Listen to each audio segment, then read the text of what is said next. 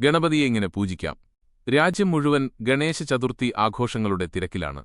ഭക്തരെല്ലാം ആവേശത്തോടെ ഗണപതി വിഗ്രഹങ്ങൾ വീടുകളിലേക്ക് കൊണ്ടുപോകുന്നു. ചതുർത്ഥി ആഘോഷങ്ങളുടെ ഭാഗമായി ഭക്തരെല്ലാവരും തങ്ങളുടെ വീടുകളിൽ ഗണപതി വിഗ്രഹം സ്ഥാപിച്ച് നവരാത്രി നാളുകളിൽ വലിയ രീതിയിൽ പൂജകൾ നടത്തുന്നു.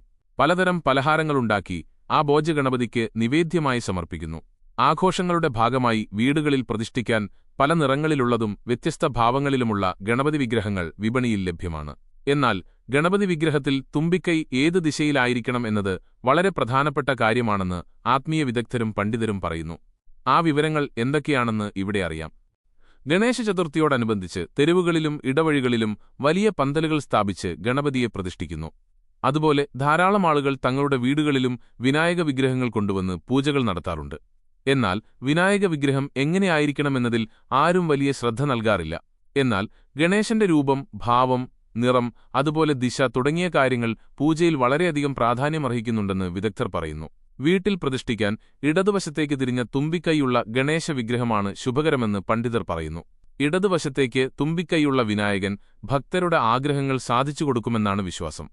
മാത്രമല്ല, നമ്മൾ വീട്ടിൽ പൂജിക്കുന്നതിനു വേണ്ടി കൊണ്ടുവരുന്ന വിനായകൻ എപ്പോഴും ഇരിക്കുന്ന രൂപത്തിലായിരിക്കണമെന്നും പറയുന്നു.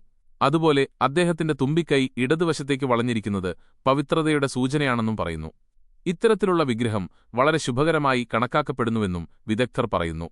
ഇങ്ങനെയുള്ള വിഗ്രഹം വീട്ടിൽ വെച്ച് പൂജിച്ചാൽ ആത്മീയശക്തി, സന്തോഷം, ഐശ്വര്യം, സ്ഥിരത എന്നിവ ലഭിക്കുമെന്ന് നിർദ്ദേശിക്കുന്നു. വിനായക വിഗ്രഹത്തിന്റെ നിറവും വളരെ പ്രധാനമാണ്.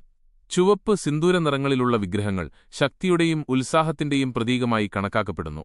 വെളുത്ത നിറത്തിലുള്ള വിഗ്രഹങ്ങൾ വീട്ടിൽ സമാധാനവും ശാന്തതയും കൊണ്ടുവരുമെന്ന് വിശ്വസിക്കപ്പെടുന്നു.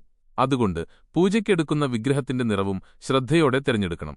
ഗണേശ ചതുർത്ഥിയോടനുബന്ധിച്ച് പൂജയ്ക്കായി വിഗ്രഹം തിരഞ്ഞെടുക്കുമ്പോൾ അദ്ദേഹത്തിന്റെ രൂപം, ഭാവം, നിറം, ദിശ എന്നിവയെല്ലാം ശാസ്ത്രസമ്മതമായിരിക്കാൻ ശ്രദ്ധിക്കുന്നത് വളരെ ആവശ്യമാണെന്നും അബദ്ധത്തിൽ അശുഭകരമായ സൂചനകളുള്ള വിഗ്രഹങ്ങൾ വീട്ടിലേക്ക് കൊണ്ടുവരരുതെന്നും പണ്ഡിതർ പറയുന്നു. ഈ മുൻകരുതലുകൾ പാലിച്ചാൽ പൂജാവിധികൾ കൂടുതൽ ഫലപ്രദമാവുകയും കുടുംബത്തിന് സമാധാനം, ഐക്യം, ഐശ്വര്യം എന്നിവ ലഭിക്കുമെന്നും പറയുന്നു.